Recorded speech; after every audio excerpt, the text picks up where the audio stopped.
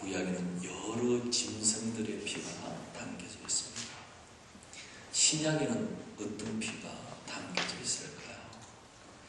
예수님의 피가 담겨져 있습니다. 구약의 못제단은 신약의 십자가의 모형입니다. 예수님께서 십자가를 지셨던 그 당시 십자가는 어떤 것이었느냐?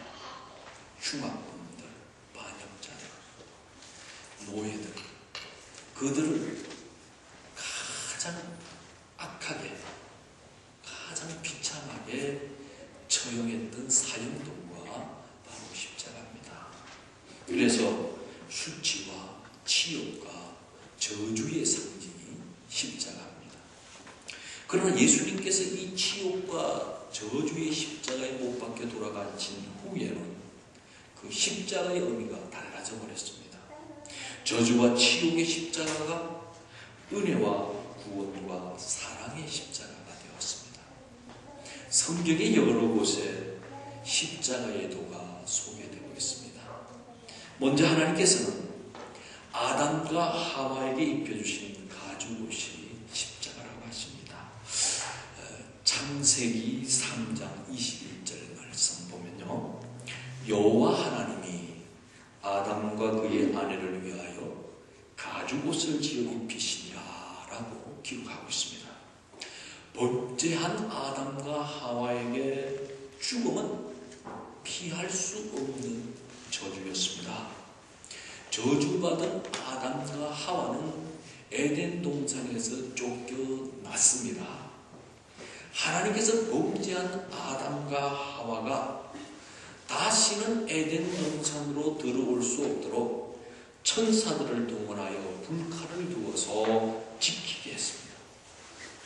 이러한 아담과 하와에게 가죽옷을 입혀주신 것은 범죄한 인생은 이 옷을 입어야만, 하나님의 공의의 옷을 입어야만 하나님 앞에 다시 설 수 있음을 가르쳐줍니다.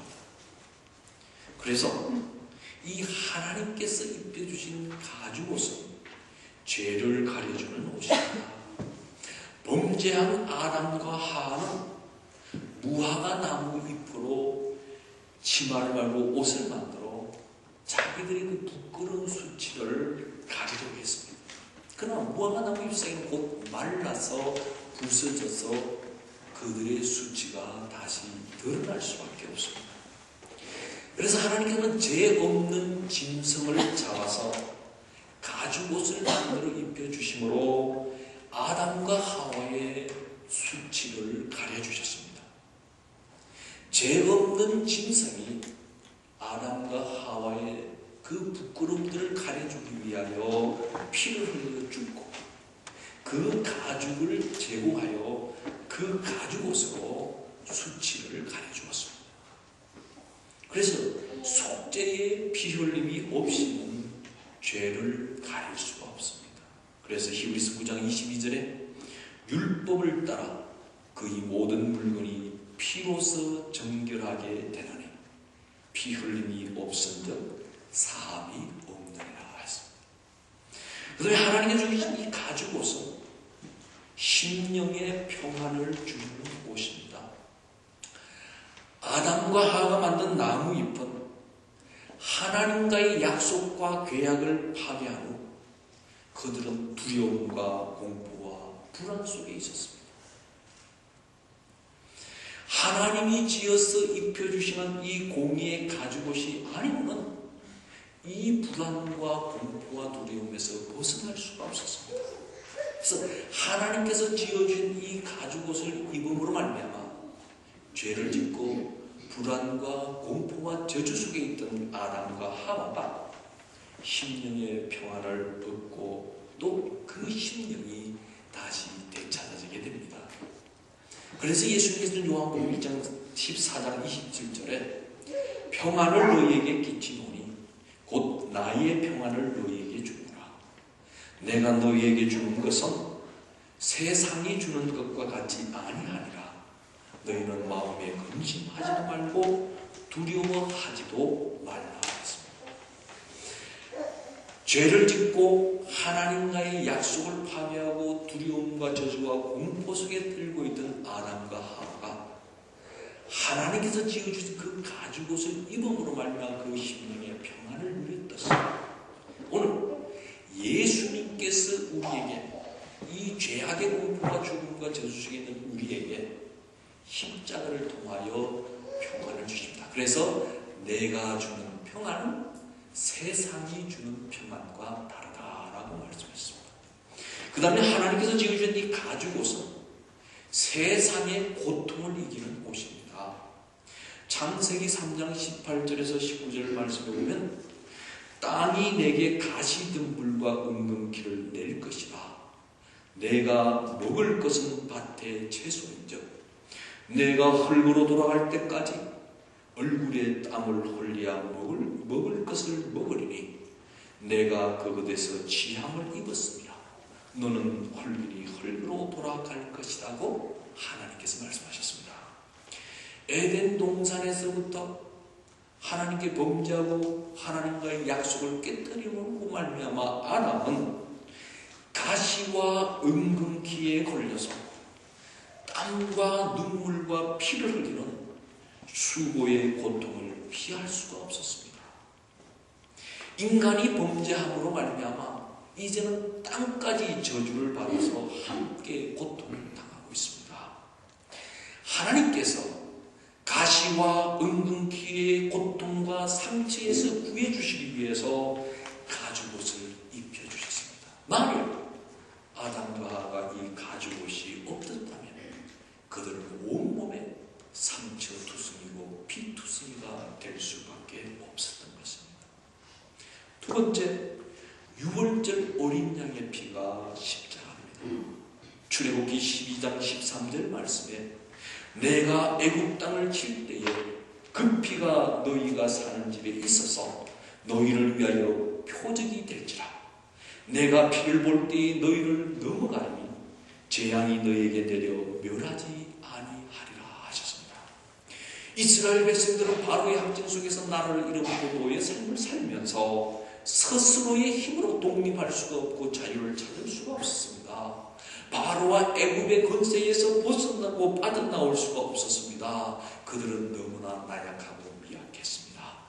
하나님께서 애굽에 내려던 장자의 죽음의 심판을 피할 수 있는 유일한 길은 문설주에 발랐던 유월절 어린 양의 피였습니다. 유월절 어린 양의 피가 강박한 바로의 권세에서 자유를 주셨습니다. 바로와 애굽의 권세에 탈출한 출애굽은 이스라엘 백성들의 힘과 능력으로 한 것이 아니라 오직 하나님의 긍휼과 능력과였습니다. 출애굽은 절대적인 하나님의 은혜였습니다. 지금 우리가 살고 있는 이 세상에는 구원이 없습니다. 마치 이스라엘 백성들이 종살이하던 애굽 땅과 같아서 그곳에는 자유가 없습니다. 구원이 없습니다. 지금 우리는 죄와 사망과 저주의 세상과 함께 죽어가고 있습니다. 오직 구원은 유월절 어린 양 예수님의 피밖에 없습니다. 그래서 이 유월절 어린 양의 피가 애굽의 재앙을 건너가게 하였습니다. 애굽이라고 하는 것은 하나님의 은혜로 사는 것이 아니라 하나님과 교통하면서 사는 것이 아니라 하나님께 더 가까이 가는 것이 아니라 인간의 재주와 인간의 가치관과 인간의 수단과 방법이 지배하는, 바로 사탄이 지배하는 그곳이 바로 애굽인 것입니다. 이곳은 언젠가는 멸망할 수밖에 없는 장막성입니다. 하나님의 심판과 저주가 임할 때 반드시 불타고 없어질 것입니다. 하나님의 심판과 저주를 피할 길이 없습니다. 이를 피할 수 있는 유일한 길이란 유월절 어린 양의 피를 바르므로 심판의 재앙을 피할 수 있는 것입니다. 세 번째, 광야의 아세살이 십자가입니다. 레위기 16장 10절 말씀에 보면 아사셀을 위하여 제비 뽑은 염소는 산채로 여호와 앞에 두었다가 그것으로 속죄하고 아세사를 위하여 강야로 보낼지니라 했습니다. 이스라엘 민족들은 대속죄일이 되면 2마리의 염소를 준비하여 하나님께 드렸습니다. 한 마리는 성막에서 속죄의 제물로 지성소에서 하나님께 드려졌습니다. 나머지 한 마리는 아사셀이라 하여 광야에 버려지게 됩니다. 광야에 버려진 이 아사셀이 버림받은 예수님의 모습입니다.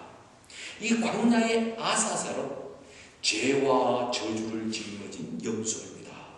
레위기 16장 21절에 아론은 그의 2손으로 살아있는 염소의 머리에 안수하여 이스라엘 자손의 모든 불의와 그 범한 모든 죄를 아뢰고 그 죄를 염소의 머리에 두어 이미 정한 사람에게 맡겨 광야로 보낼지니라 했습니다. 예수님께서 세상의 모든 죄짐을 지고 십자가를 지신 같이 이 아사셀의 염소는 이스라엘 모든 백성들의 죄와 저주를 자기의 몸에 짊어지었습니다. 그래서 이 광야의 아사셀은 죄와 저주를 짊어진 예수님의 모습이었습니다. 바로 십자가의 모습이었습니다. 그리고 광야의 아세살은 광야로 버림을 받는 염소입니다. 레위기 16장 22절에 염소가 그들의 모든 불의를 지고 접근하기 어려운 땅에 이르거든 그는 그 염소를 광야에 놓을지니라 하십니다. 예수님께서도 광야로 버림을 받습니다. 심지어 하나님께로부터 버림을 받았습니다.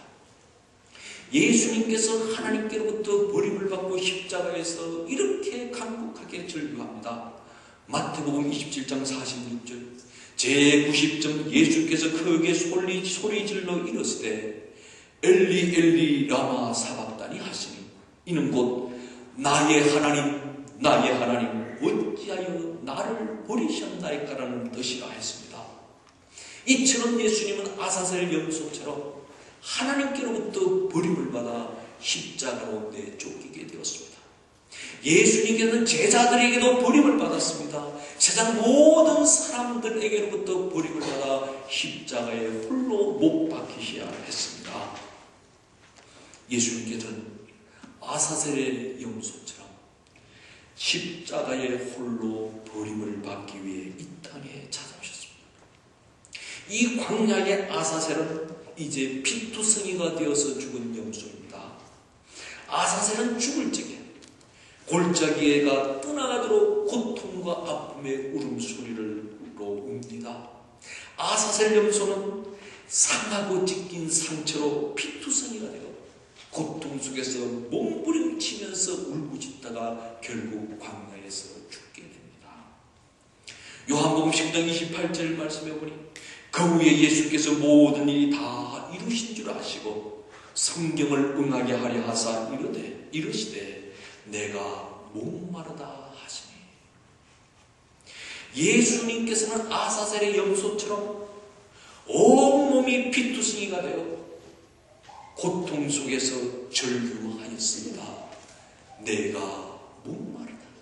내가 목마르다. 그 타는 목마름과 고통이 얼마나 그 온몸을 스미고 아프게 했던지 내가 목마르다. 아사셀이 된 예수님의 신음소리에 아사셀의 피와 고통에 물든 절규소리에 천지는 빛을 잃었습니다. 의로운 피가 이 땅에 떨어졌을 적에 죄악에 물든 땅은 그 피를 받아들일 수가 없어 온몸을 비틀면서 지진이 일어났습니다. 묻은 문이 열리고 천지가 진동하고 내성 뱅각이 지는 놀라운 역사가 일어났습니다. 아사셀 염소의 그 피가 이 땅에 떨어졌어요. 그 고통의 절규가 메아리 쳤을 적에 이 땅은 감당할 수가 없었습니다.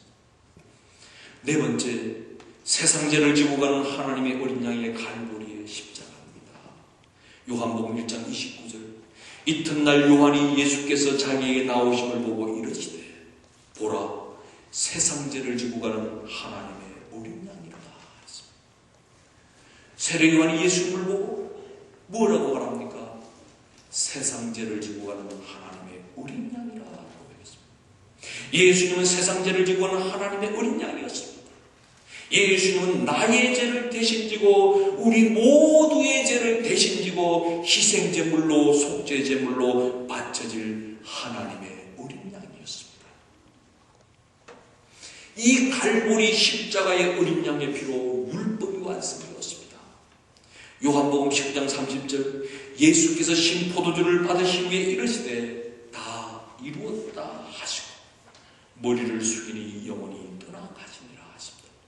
예수님께서 십자가에서 다 이루었다고 외침으로 모든 율법이 완성되었습니다. 그래서 마태복음 27장 51절 이에 성소 휘장이 위로부터 아래까지 찢어져 둘이 되고 땅이 진동하며 바다가 터졌다. 중보자 예수님께서 율법을 완성하여 이제 예수님의 이름으로 죄인들이 손들고 하나님 앞으로 나아가게 되었습니다. 그래서 성소의 휘장이 찢어졌습니다. 이사야서 59장 1절은 오직 너희 죄악이 너희와 너희 하나님 사이를 갈라놓았고 너희 죄가 그의 얼굴을 가리워서 너희에게서 듣지 않으시게 하니라. 하나님과 우리 사이의 죄악의 벽이 가려져서 우리가 하나님 앞에 나가지 못하는 그 죄악의 담을, 그 죄악의 벽을 예수님께서 십자가로 허무셨습니다. 그래서 하나님과 우리 사이에 가려졌던 이 죄악의 담을 허물어버림으로 죄인들이 회개하면 하나님 앞으로 나아갈 수 있게 되었습니다. 이 갈보리 십자가 어린 양의 피는 사랑의 증거입니다. 요한복음 3장 16절의 말씀의 증거처럼 하나님이 세상을 이처럼 사랑하사 독생자를 주셨으니 이는 그를 믿는 자보다 멸망하지 않고 영생을 얻게 하려 하시니라 하십니다. 하나님께서 세상을 사랑하셔서 독생자를 주셨습니다. 독생자를 이 땅에 보내주신 것은 하나님의 사랑의 표현입니다.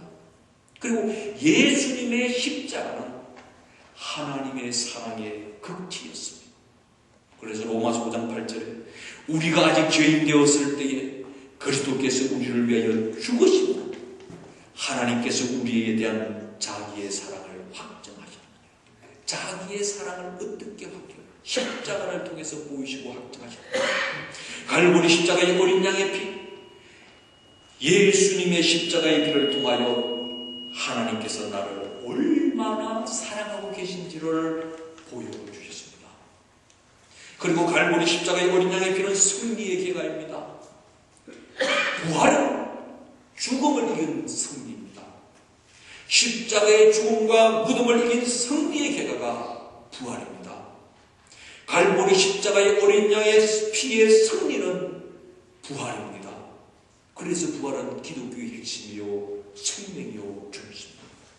이 부활은 십자가를 통과한 자만이 맛볼 수 있는 하나님의 크신 은총입니다. 십자가의 죽음에 없는 자들, 십자가에서 자기 자신이 죽지 않은 자들은 십자가를 통과하지 않고서는 결코 이 승리의 부활은 종착할 수가 없는 것입니다. 그래서 갈라디아서 2장 20절에 내가 그리스도와 함께 십자가에 못 박혔나니 내가 그리스도와 함께 십자가에 못 박혔나니 그런즉 이제는 내가 사는 것이 아니요 오직 내 안에 그리스도께서 사는 것이라. 이제 내가 육체 가운데 사는 것은 나를 사랑하사 나를 위하여 자기 자신을 버리신 하나님의 아들을 믿는 믿음 안에서 사는 것이라. 내가 그리스도와 함께 십자가에 못 박혀 죽지 않으면 결코 부활의 영광은 나와 아무 상관이 없는 것입니다. 세상에서 가장 무서운 권세가 사망 권세입니다. 세상의 모든 권세가 사망 앞에 무릎을 다 꿇었습니다. 그래서 고린도전서 15장 3절과 4절에 내가 받은 것을 먼저 너에게 전하였노니 이는 성경대로 그리스도께서 우리 죄를 위하여 죽으시고 장사 지낸 바 되셨다가 성경대로 사흘 만에 다시 살아나셨다. 십자가를 지신 예수님은 부활하심으로 사망 권세를 깨뜨리고 정복했습니다. 예수님의 부활은 사망 권세를 이긴 승리의 계가입니다. 그래서 십자가는 기독교의 상징입니다. 그러므로 이 십자가를 바르게 알지 못하고는 기독교를 바르게 알 수 없습니다. 이 십자가의 도를 확실하게 알지 못하고는 구원의 도리를 알지 못하는 것입니다. 십자가를 보고 듣고 알고서도 구원을 받지 못하는 사람은 이 땅 위에서 가장 불쌍한 사람이요, 처참한 사람이요, 어리석은 사람이요, 무지한 사람. 그래서 오늘 본 말씀 고린도전서 1장 18절에 증거합니다. 십자가의 도가 멸망하는 자들에게는 미련한 것이요, 구원을 받은 우리에게는 하나님의 능력이라고 하였습니다. 이 십자가의 도를 대하는 사람들 중에 가룟 유다 그룹이 있습니다. 세상 물질의 눈이 어두워서 살고 있다면 그 사람은 분명 가룟 유다 그룹에 속해 있습니다. 가룟 유다는 예수님의 제자로 부름을 받아 동계를 맡을 정도로 매우 신임을 받았습니다. 그러나 재물과 세상 유혹에 넘어가 배신자가 되었습니다. 마태복음 26장 15절과 16절 말씀에 내가 예수를 너에게 넘겨주리니 얼마나 주리느냐 하니 그들이 은 30을 따라 주거나 그가 그때부터 예수를 넘겨줄 기회를 찾더라. 가룟 유다는 돈의 눈이 어두워 노예의 몸값인 은 30이라는 예수님을 받았습니다. 내가 지금 예수님보다 세상의 재물이 더 좋고 세상의 재물의 눈이 어두워져 있다면 가룟 유다 그룹에 속해 있습니다. 두 번째, 예수님의 십자가를 도를 대하는 사람들 중에 본디도 빌라도 그룹이 있습니다. 내가 지금 세상의 권력의 눈이 어두워져서 세상 사람들이 사는 방법대로 세상 사람들이 받는 출세의 가도 세상 사람들이 사는 그 가치관과 사는 방법대로 살고 있다면 분명히 빌라도 그룹에 속해 있습니다. 빌라도는 세속적인 인간의 명예와 근세의 눈이 어두워져서 예수님을 못 박는 자리로 내어주었습니다. 마가복음 15장 15절에 빌라도가 우리에게 만족을 주고자 하여 바라바는 놓아주고 예수는 채찍질하고 십자가에 못 박히게 넘겨주었다 했습니다. 빌라도는 가이사에게 충성을 다하다가 결국 하나님께로부터 영원히 멸망과 불임을 당했습니다. 세 번째, 예수님의 십자가의 도를 대하는 사람들 중에는 구레네 시몬의 그룹이 있습니다. 내가 지금 억지로라도 구원의 십자가를 지고 신앙생활을 하고 있다면 다행스럽게도 구레네 시몬 그룹에 속해 있습니다.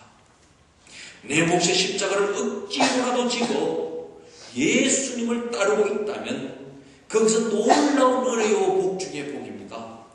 마태복음 27장 32절에 나가다가 시몬이란 구레네 사람을 만나매 그에게 예수의 십자가를 억지로 지어 가게 하였더라 했습니다.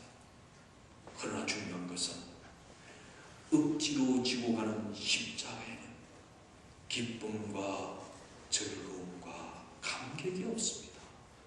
네 번째, 예수님의 십자가의 도를 대하는 사람들 중에 아리마대 요셉 그룹이 있습니다. 아리마대 요셉은 존귀한 공예원으로서 용감하게 제사장을 찾아가서 예수님의 시체를 달라고 했습니다. 예수님의 시체를 받아와서 한 번도 사용하지 않았던 자신의 새 무덤에 예수님을 장사했습니다. 유대인의 왕이라고 하여서 대반역자요, 하나님의 성전을 허물고 사흘 만에 다시 세우겠다고 하나님을 욕되게 했기 때문에 십자가에 못 박혀 죽은 사람이 예수님입니다.